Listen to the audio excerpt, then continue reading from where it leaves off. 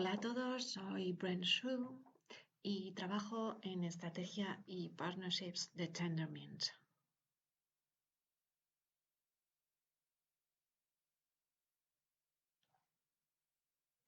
Estoy muy contento de estar aquí.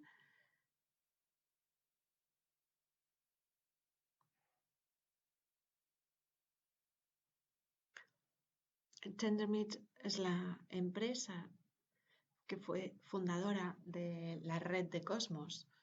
Así que hoy me gustaría hablar de el Interchain DeFi en Cosmos. Como ya sabréis, en el ecosistema de Cosmos hay muchas herramientas como los protocolos Proof of Stake, y muchos de estos protocolos se pueden usar en las aplicaciones de DeFi, además de la capacidad de interconectar con otras redes, y todas estas contribuyen a diseñar el futuro de los desarrollos de los protocolos de DeFi. Así que vamos allá.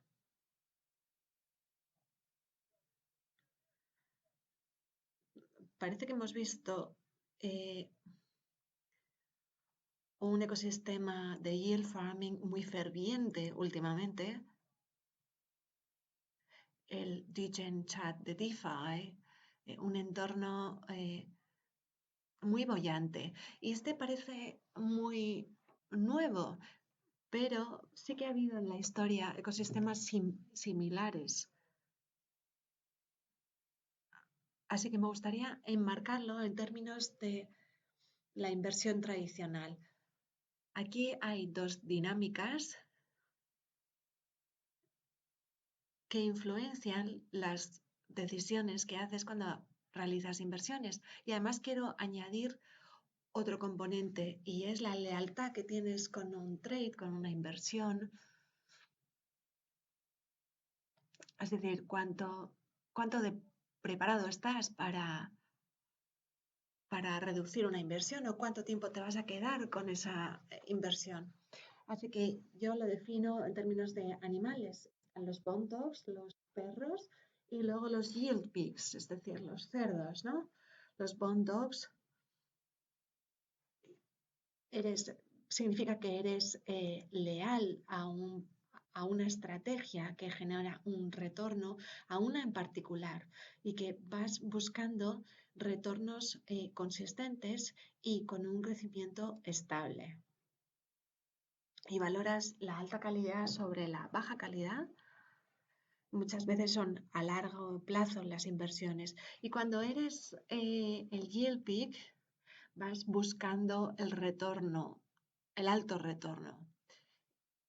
Esto se produjo sobre todo cuando los bonos de alto retorno llegaron al mercado. Aquí todo el mundo iba buscando la máxima rentabilidad, y había menos interés por el riesgo. Es decir, que la gente aceptaba los costes de este trading en términos de riesgo. Y esto se puede ver en alguna de las estrategias de yield farming que permiten optimizar buscando la máxima rentabilidad. Es decir, que la calidad no está optimizada, sino sobre todo se va buscando la cantidad, el retorno máximo. Y lo que yo quiero contar es que ambas caras siempre han existido. El bone dog, los perros, y el yield pig, los cerdos, en términos de oportunidades de minería de retorno. Luego vamos a ver algunos ejemplos del mundo tradicional de finanzas. Entonces, antes de las cripto, yo era trader de CeFi. Y uno de los productos con los que hacíamos trading eran los valores hipotecarios, los CMBS. Y eran los derivados del CMBS, derivados de los valores hipotecarios, basados en el IO, en el Interest Only. Ha habido mucha atención de los medios por estos valores, especialmente sobre cómo estos resultaron en la crisis financiera en 2009, pero yo os voy a contar un trade específico, porque normalmente se mantienen secretos, no quieren compartir información con el resto. Pero esta es una situación real de trading que hicimos en 2015. Invertimos en torno a 5.000 millones de valores nominales. Había muchísimo volumen y como son valores hipotecarios, pues eran cantidades muy altas en comparación con otros activos como por ejemplo los equities. Y aquí teníamos los IOs, que son valores hipotecarios donde segregas el principio del bono y te quedas con los pagos de interés. Básicamente teníamos dos instrumentos separados. Cuando los préstamos de estos valores hipotecarios se prepagaban, se refinanciaban, había una penalización monetaria para los prestatarios de estos valores y el 100% de esta penalización iba a el tenedor del CMBS, del derivado IO del CMBS. Así que había retornos asimétricos entre el momento en que los prestatarios prepagaban y pagaban el pago de esa penalización. Así que como trader y como analista de mercado pasaba mucho tiempo analizando los tipos de interés,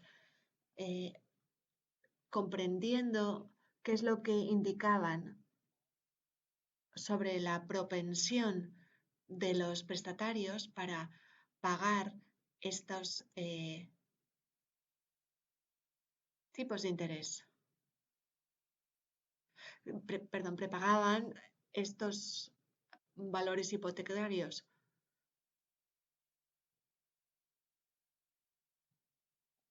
Así que cuando los tipos iban en una dirección, los prepagos o bajaban o subían. Así que normalmente lo que ocurría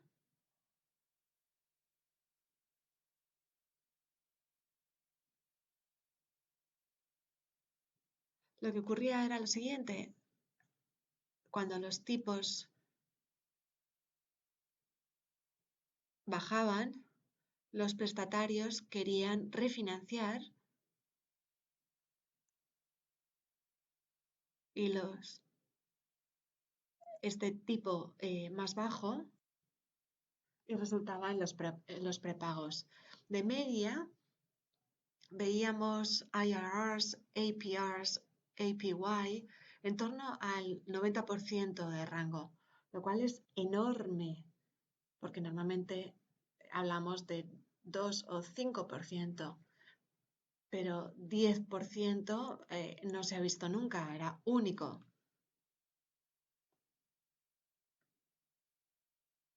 ¿Os suena todo esto? Es lo que vemos en este ecosistema DeFi. Ha habido APYs extremadamente altos, pero no están bien posicionados en el mercado porque se han mantenido en secreto. Así que en mi trabajo, este es un gráfico de algunos de nuestros análisis y lo que vemos es una situación en lo que los prepago van aumentando y están correlacionados con los tipos de interés.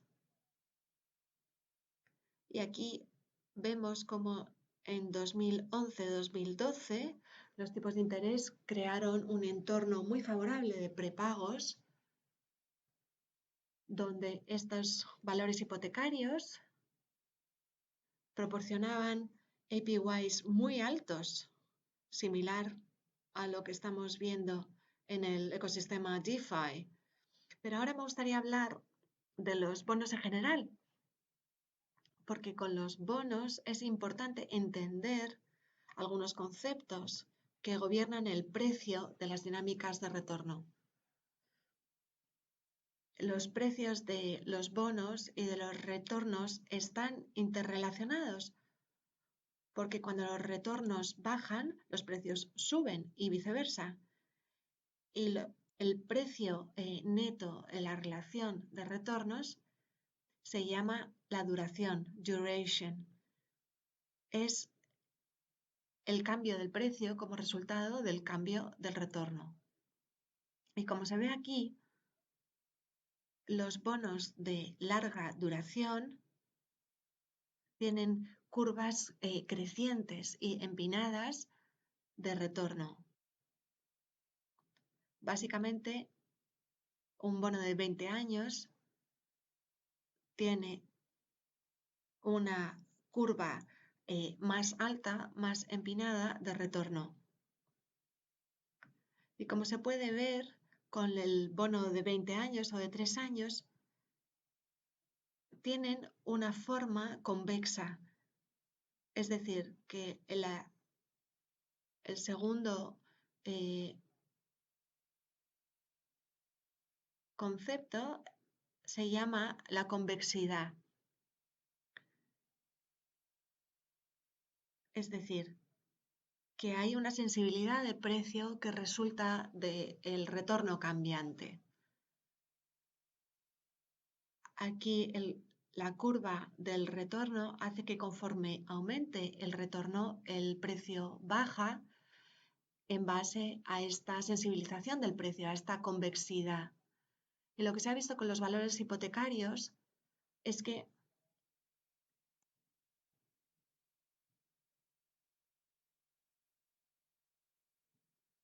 lo que se ha visto con estos valores es que se consideran callable bonds, es decir, bonos callable.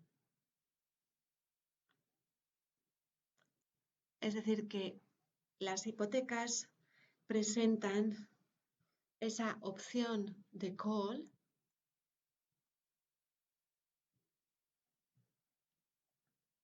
para poder refinanciar la hipoteca cuando los tipos de interés bajan y se convierten en un escenario de refinanciación favorable. Y esto lo que creó fue un concepto de convexidad negativa, lo cual quiere decir que conforme los índices bajaban, el precio se incrementaba o el precio se incrementaba de forma decreciente, así que no es la relación tradicional de convexidad. Y los valores hipotecarios especialmente, porque los bonos callable tienen distintos índices de precios, distintas dinámicas de precios, porque requieren un enfoque de análisis para entenderlo. Y la razón por la que menciono estos bonos callable es que hay algo especial en nuestro entorno actual DeFi y protocolos como Compound, Aave o MakerDAO también tienen esta relación callable, predecible, porque esta relación predecible hace que cuando tomas prestados DAI,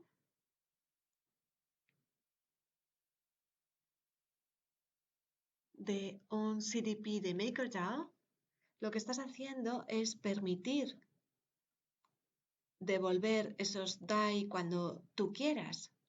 Tienes esa opción free call de pagar el interés y devolver el dinero cuando quieres. Y lo mismo con AVE. Si los tipos de interés son desfavorables y de repente compras USDC de Compound y de repente los tipos de interés suben, tienes esa función de que puedas devolver cuando tú quieres, lo cual muestra que este ecosistema DeFi va a tener dinámicas muy interesantes respecto a los ratios y muy parecido a lo que pasa en el mundo tradicional financiero. Así que ahora quiero hablar de los rates, de los ratios. Los ratios nos cuentan una historia y históricamente nos cuentan, nos detallan el valor del tiempo de los activos en la historia, en los ciclos históricos. Se pueden entender las dinámicas de el suministro y la demanda en la moneda y en los activos. Y se puede entender así el suministro y la demanda del cripto. Tenemos el concepto de el dinero, valor, tiempo.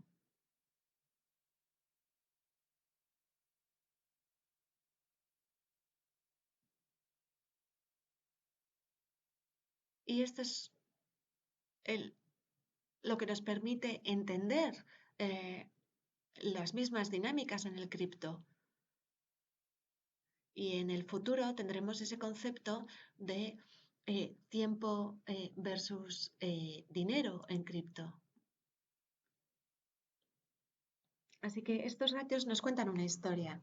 Algunos ejemplos del pasado, cuando los tipos de préstamo eran exageradamente altos. Y esto fue en los momentos gloriosos del mining de Compound.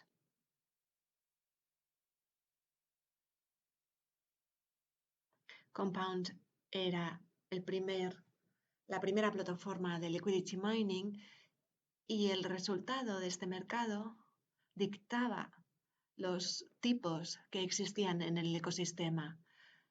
Y con DAI tenías ratios de préstamo, de prestar y tomar prestado, que reaccionaban a este ecosistema de yield farming. Así que tradicionalmente lo que la gente hacía es que apalancaban ETH, usaban los DAI,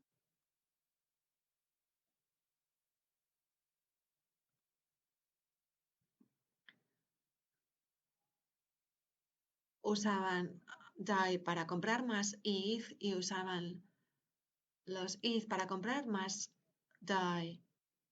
Y el resultado fue el suministro de DAI era muy alto y vimos como el precio de DAI sufría para llegar al par con el dólar. Y en el ecosistema DeFi, de yield farming, hay situaciones en que hay más demanda de DAI que resulta en un uso de DAI para ponerlo en Curve y usar Curve para conseguir recompensas para comprar más ETH.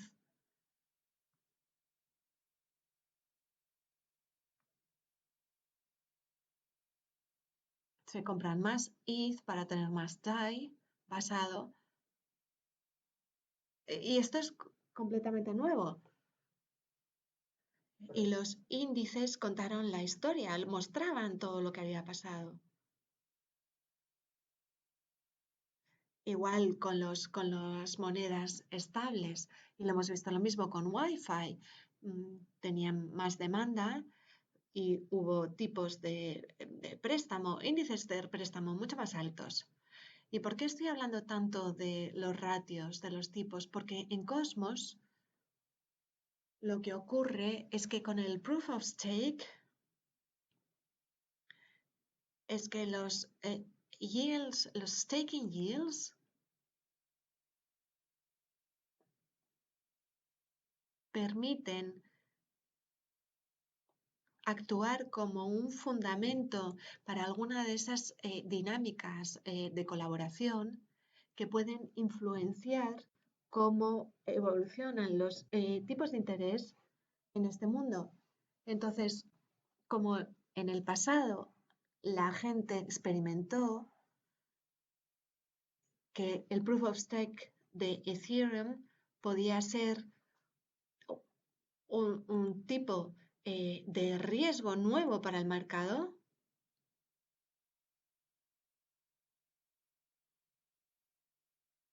es como un fundraiser, un índice en el que la gente se podía fiar, que podía depender de él.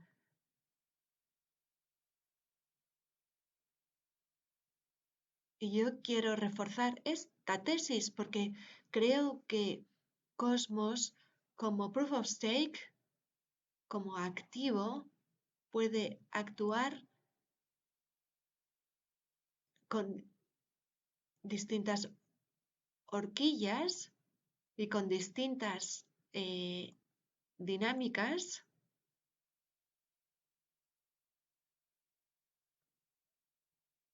y puede existir como tipo de colaboración para ayudar a influir en distintas dinámicas en los protocolos de DeFi. Entonces, el futuro de los retornos. ¿Cómo gestionar estos retornos? Compound, Aave, MakerDAO son ratios determinados por algoritmos. Con Compound y Aave, la demanda de suministro de estos activos en los pools indican los tipos de préstamo para aquellos que aportan los activos. Y con MakerDAO los ratios son algorítmicas, porque si tú quieres que tu DAI se permanezca en $1, los fees de estabilidad se usan como instrumentos para influenciar en esa dinámica. Pero un producto que se distingue, en el que yo confío mucho en el futuro, es un producto que tiene tipos de interés dirigidos por el mercado, dictados por el mercado. Me gusta la idea del protocolo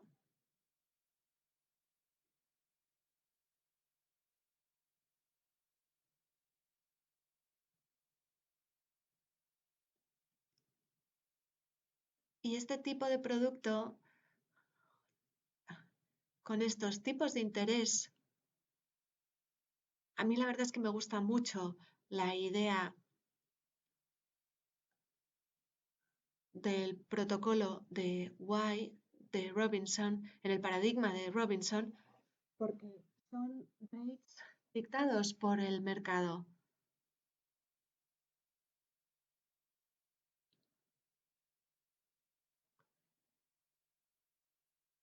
Por ejemplo, un bono de cupón cero, digamos, por ejemplo, que tiene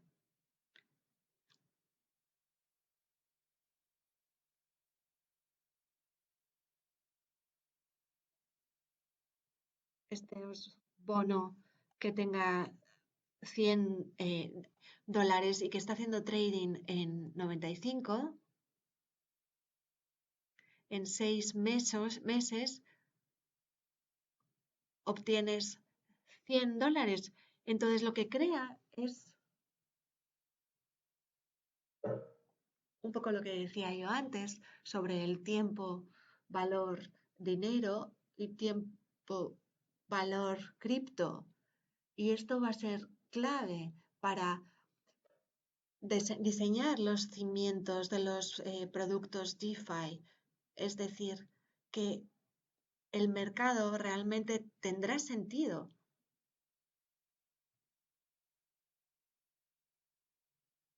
Otra dinámica que he visto son los retornos colaborativos.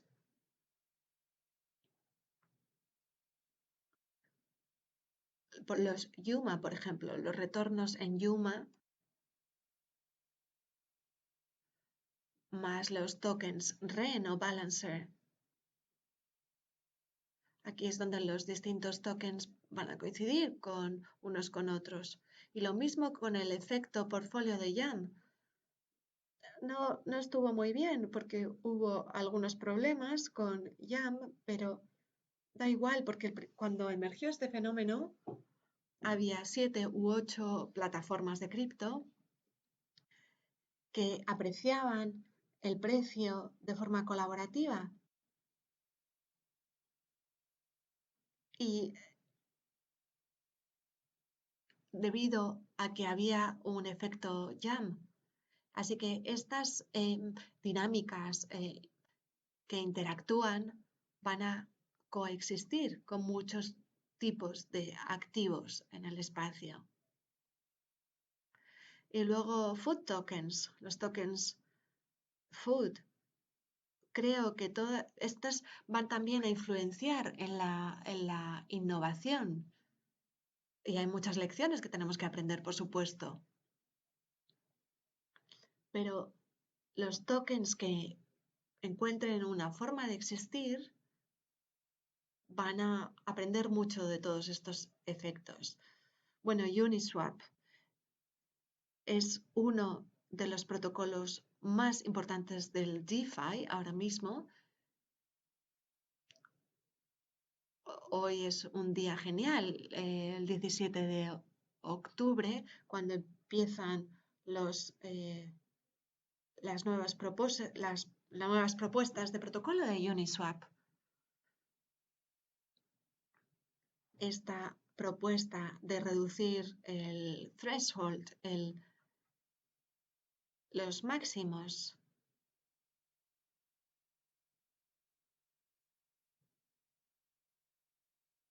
de 1% a 330 puntos básicos. Creo que la gobernanza es un componente importante del ecosistema DeFi y vamos a ver las dinámicas de retorno de Uniswap el 17 de noviembre. En vez de tener 4 pools con los Unitokens, espero que veamos nuevas dinámicas y estos retornos de Uniswap van a seguir un patrón dirigido por el mercado porque la gente ha pensado mucho en el tipo de retorno que puedes obtener siendo un proporcionador de liquidez. Y además de los 30 puntos básicos que puedes ganar siendo un LP, ¿qué tipo de retornos puedes esperar de esas dinámicas de yield farming? Así que lo que hace Uniswap va a ser establecer un escenario para esos protocolos. Bueno, aquí quería hablar de algunos matices sobre Uniswap, porque en los últimos días había debates muy interesantes. Kyle Samani, por ejemplo, decía que si existimos en este ecosistema,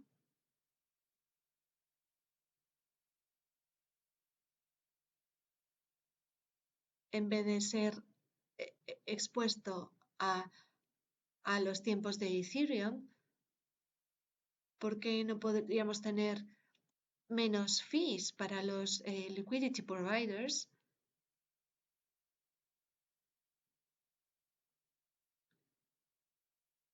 Así que creo que se está haciendo un muy buen trabajo, aunque no esté de acuerdo, pero creo que es la forma de establecer la base para el debate. Dan Robinson lo mismo y Sam Bankman, por ejemplo, Bankman dice, ¿realmente qué son los Uniswap, los liquidity providers de Uniswap? Estos están un poco pasivos porque están pasivos porque están, están generando 30 puntos básicos en su capital, pero están expuestos de una forma pasiva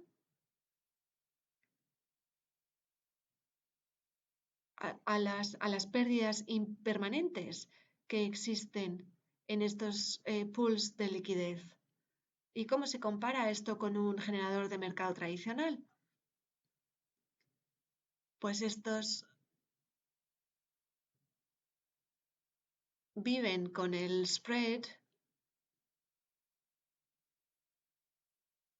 dentro de sus pares de trading, así que tienen más control sobre los fees que ganan y 30 puntos básicos en realidad es bastante alto porque un inversor tradicional nunca conseguiría este tipo de cantidades. Así que creo que son muy importantes. Tenemos una visión de los mercados interconectados de cripto, de la misma manera que las naciones están interconectadas con los mercados financieros globales. Pensamos que blockchain también tendrán este tipo de relaciones y yo creo realmente que habrá economías máquinas con este tipo de interacciones de retorno. Los ordenadores podrán tener una alineación económica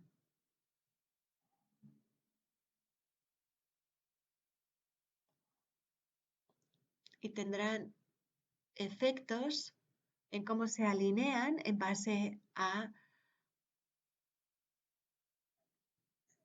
la economía. Entonces, se trata de establecer la base para la infraestructura del intercambio de activos entre las redes. Y con Cosmos somos grandes pensadores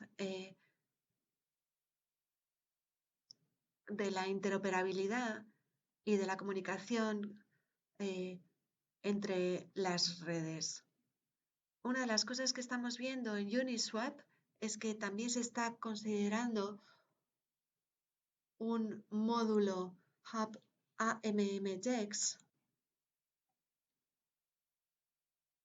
construido como un módulo que se asienta en el hub de Cosmos.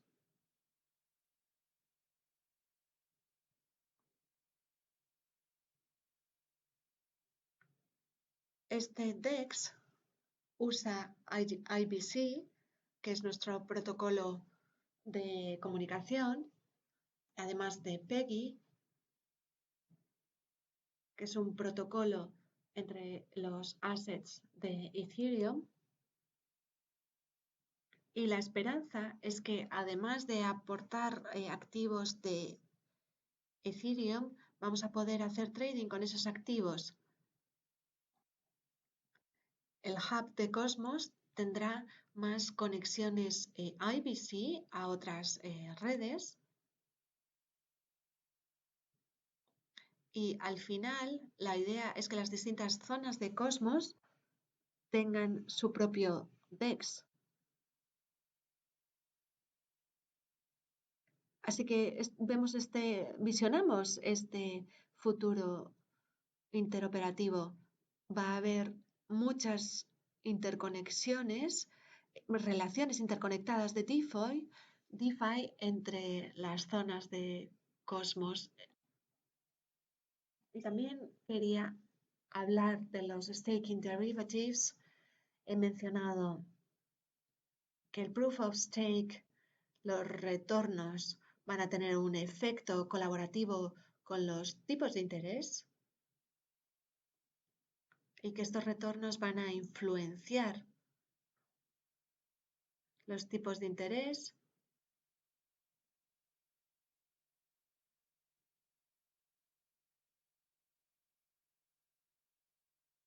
y también van a tener algunas influencias del spread del proof of stake, sobre todo con las líneas de crédito, con el préstamo. Y en el pasado existía la idea de por qué participar cuando puedes tomar prestado. Why stake when you can borrow? Y creo que estas ideas coinciden unas con otras, porque va a haber un gran componente de credit spreads respecto a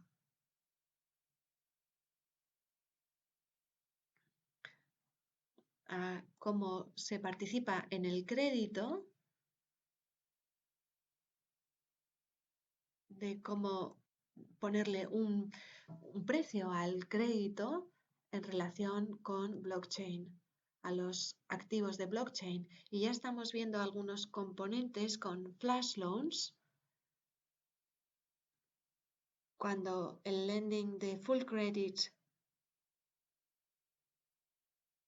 venga, veremos algunas relaciones de los retornos esperados con los protocolos,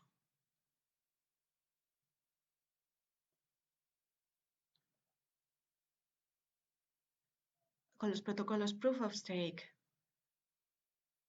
y luego los validator shares. Pienso que realmente es la mejor implementación de un derivado staking porque reduce el slashing socializado, las influencias entre unos valores y otros y estos valores que puedan existir de forma autónoma. Así que esto es todo por ahora.